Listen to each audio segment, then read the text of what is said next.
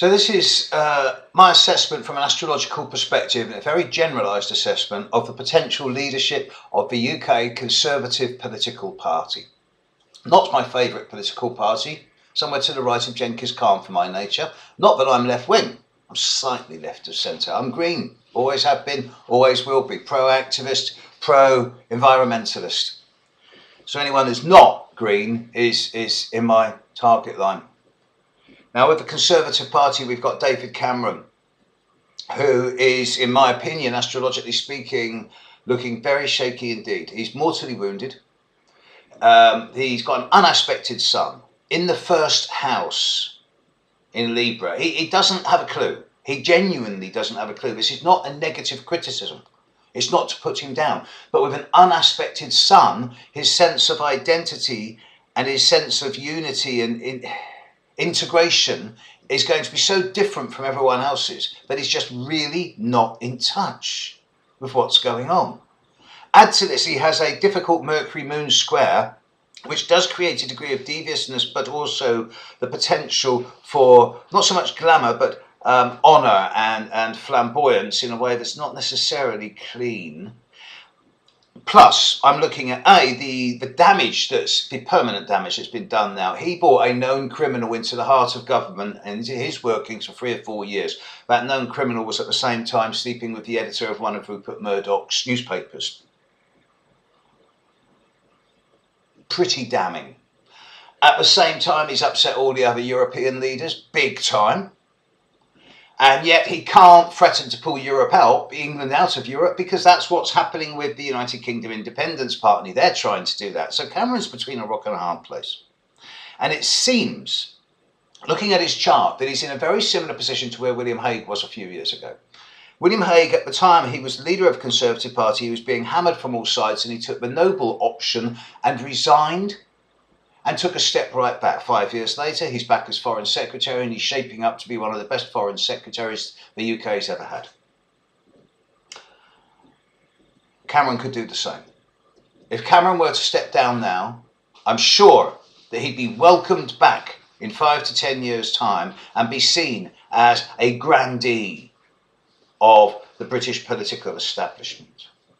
But if he fights, he's going to lose. And who's going to take over? Well, I've looked at the daytime horoscopes for a number of the contenders. It won't be William Hague, he doesn't want it. He's not ready yet. Only in times of crisis will he come to the fore. I've looked at the main contenders. I've looked at the horoscope of that nice Mr. Gove, who seems to be upsetting all the teachers.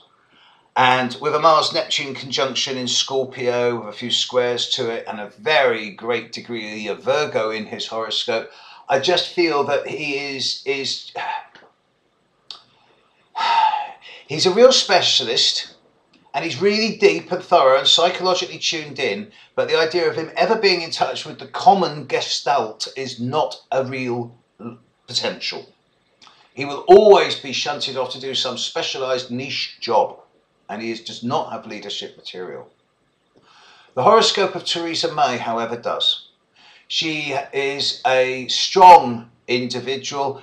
There is no reason why Theresa May should not go on from strength to strength in terms of her own political development, and indeed her current position as Home Secretary in the British Parliament is very strong. However, she, like Margaret Thatcher, is a Libra. She, like Margaret Thatcher, has Saturn in Scorpio, and she, like Margaret Thatcher, almost certainly has the moon in Leo, as can be seen by her attention to her appearance, her taste in shoes, hair, etc. Quite flamboyant.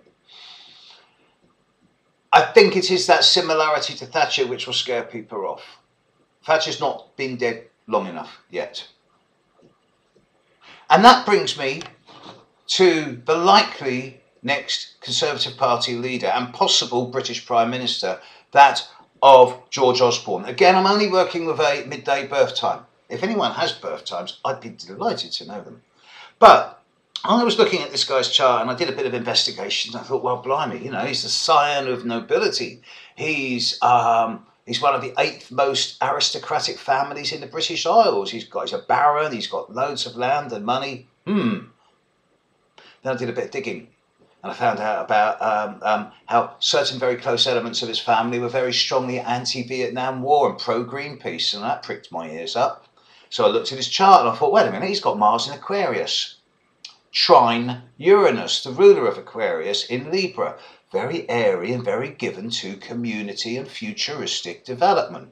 And then I looked at his chart and I thought, he's got the exact opposition of the Sun to both Jupiter and Neptune. Could be completely over the top off planet away with the fairies with that aspect, but could equally be someone who sees the big picture and is an idealist and gets the overall view. And I thought, wait a minute, whenever we see pictures of this guy, this is the Chancellor. He's always wearing a hard hat. He's always got a yellow tabard on. He's always in some big industrial thing. He's really promoting industry in the UK. And I looked at all this Aquarius energy, all this Sun Neptune, Sun Jupiter energy, and then it hit me. It hit me big time.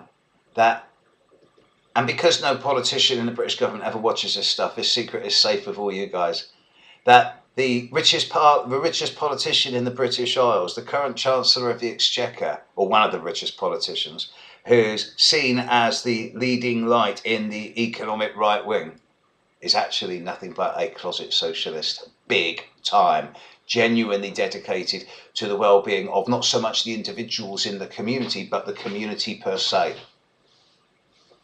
So much so that I shall follow the career of George Osborne now with interest.